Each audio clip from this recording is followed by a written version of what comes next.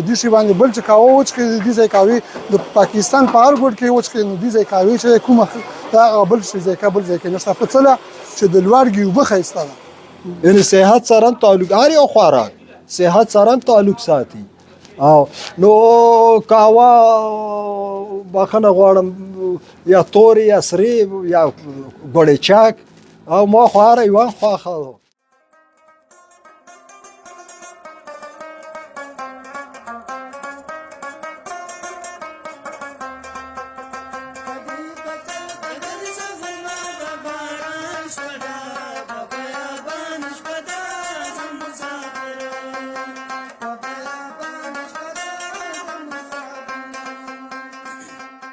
اوس موږ خو مخکې ډېر زیات کار و اوس مطلب د حالاتو د وجې نه مطلب د ډېر د بندېدو د وجې نه دې وجې نه داسې چې بس اوس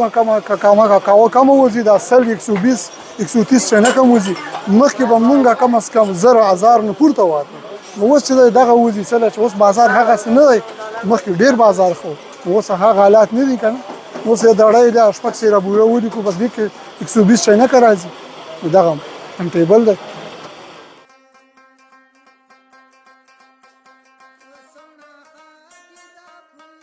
زه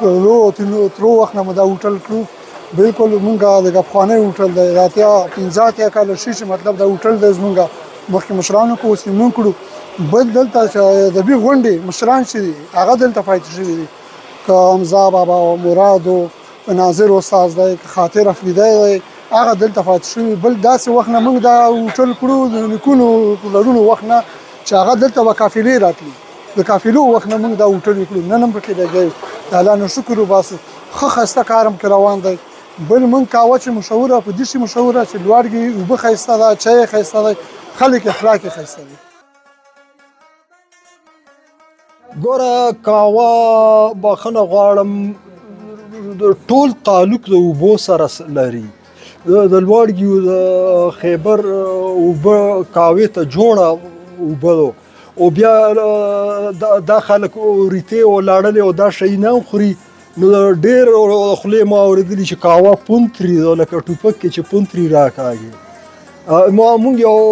خپل و په ټان کې اوسېدو پېښور کې نو ته دا منې چې دغه ځای نه دي اوبه وړي